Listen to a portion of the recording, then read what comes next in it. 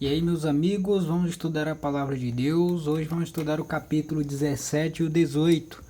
Vamos ver o que nós temos aqui de informações aqui nesses dois capítulos do livro de Êxodo. E vamos lá.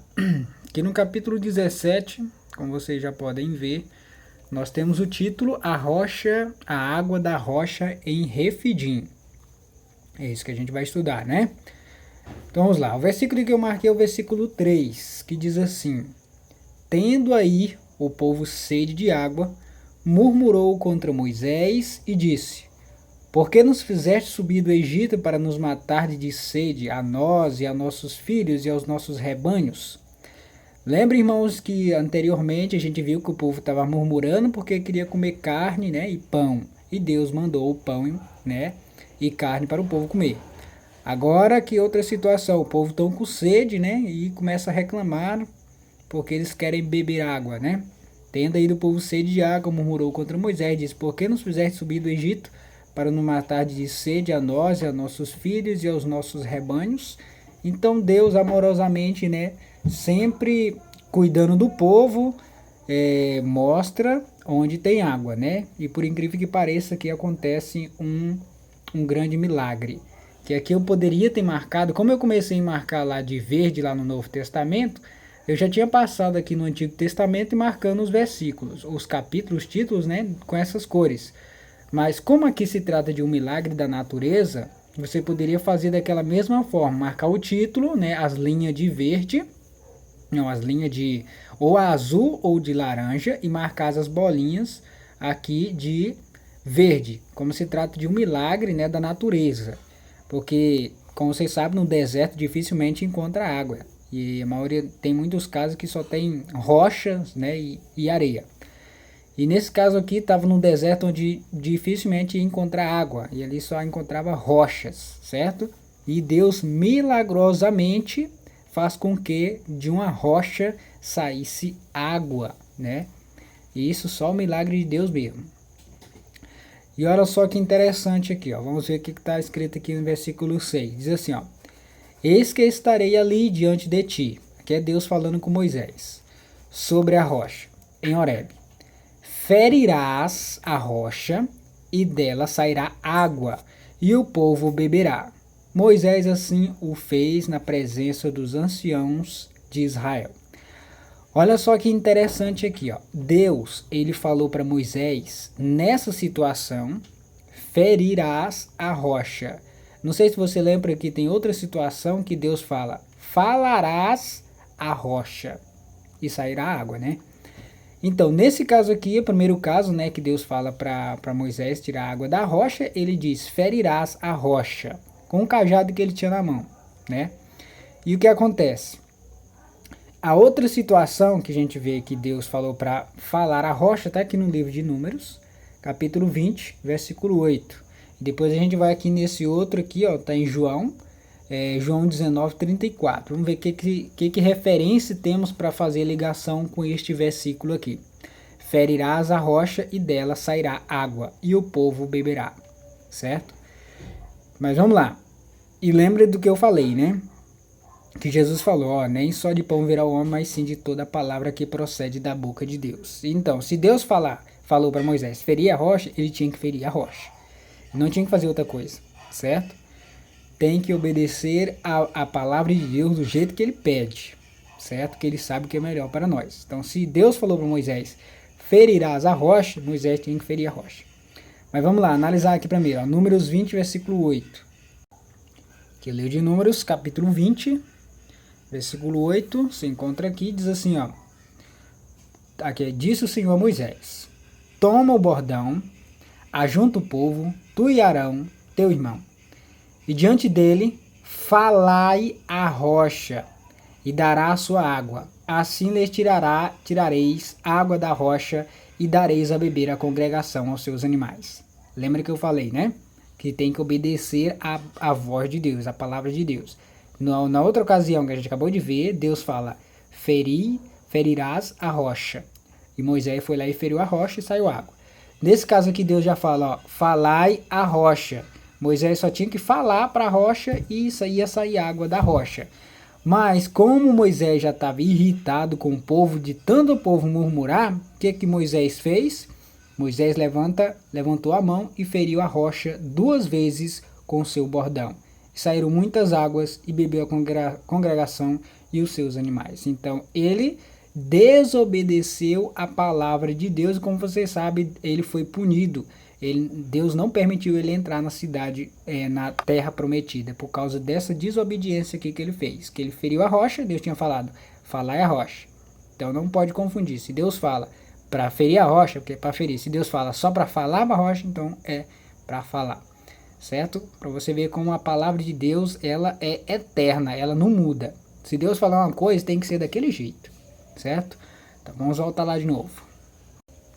Tá, estamos de volta. O que simbolicamente se referia essa rocha aqui? É por isso que eu fiz a outra ligação aqui, ó, com João, capítulo 19, versículo 34. Que João, né, capítulo 19, versículo 34. Olha só que interessante aqui, ó. Lembrando que Deus falou, né, para Moisés, né, na primeira ocasião, ferirás a rocha. E o que saiu da rocha? Água. O que aconteceu aqui com Jesus aqui quando o soldado lá feriu Jesus com a lança? Mas um dos soldados abriu o lado com uma lança e logo saiu sangue e água. Lembra que Deus falou, ferirás a rocha. Moisés foi lá e feriu a rocha e saiu água. E o interessante, qual a ilustração que é feito aqui, que aconteceu com Jesus? Jesus foi ferido com a lança, né? O soldado feriu ele com a lança. E, por incrível que pareça, saiu água e sangue do lado de Jesus. Certo? Isso é uma comparação bem interessante. Talvez muita gente ainda não se deparou com isso. Então, saiu água da rocha, saiu água de Jesus também.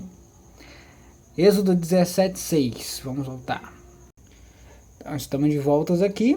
E lembrando que Jesus também, né, é comparado com uma pedra, né, uma pedra angular. Tem algumas referências que falam a respeito disso. Eu não lembrei de ter feito essa ligação, mas Jesus também é comparado com uma pedra, uma rocha, né? Lembra quando Jesus falou que de 2 construtores, um que construiu a casa na rocha e outro que construiu na areia. A rocha simbolizando a Jesus, né? Então vamos lá, mais embaixo aqui diz assim, ó. Quando Moisés levantava a mão, Israel prevalecia. Aqui é o título, Amaleque peleja contra os israelitas. Aqui é no caso de uma guerra que aconteceu, o povo de Israel com os Amaleque, né, os amalequitas. Então, quando Moisés levantava a mão, né, com o cajado, Israel prevalecia. Quando, porém, ele abaixava a mão, prevalecia Amaleque. Ora, as mãos de Moisés eram pesadas, por isso tomaram uma pedra e a puseram por baixo dele, e ele nela se assentou. Arão e Hur sustentavam-lhes as mãos, um de um lado e o outro do outro. Assim lhes ficaram as mãos firmes até ao pôr do sol. Então disse o Senhor a Moisés, escreve isto para memória num livro e repete-o a Josué, porque eu hei de riscar totalmente a memória de Amaleque de debaixo do céu. E Moisés edificou um altar e lhe chamou, o Senhor é minha bandeira. Lembrando que eu não marquei o título, né? Achei interessante marcar o título aqui, porque só esses 2 versículos aí que foi interessante aí, né? Mas muitas das vezes eu não marco o título, mas alguns versículos tem de interessante. Tipo esse aqui, ó. Eu não marquei o título e também não tem nenhum versículo aqui que me chamou a atenção, certo? O sogro de Moisés traz sua mulher e seus filhos. Aí conta o relato de o sogro dele chegando com seus filhos. Então, eu não marquei. Porém, esse aqui eu já marquei, né? A nomeação de auxiliares. Esse aqui também é um texto que vocês conhecem bem. Moisés estava lá, né, no meio do povo e o sogro dele vai e diz algumas informações para ele. O sogro de Moisés, porém, lhe disse, não é bom o que fazes. Sem dúvida desfalecerás, tanto tu como este povo que está contigo, pois isto é pesado demais para ti, tu só não podes fazer.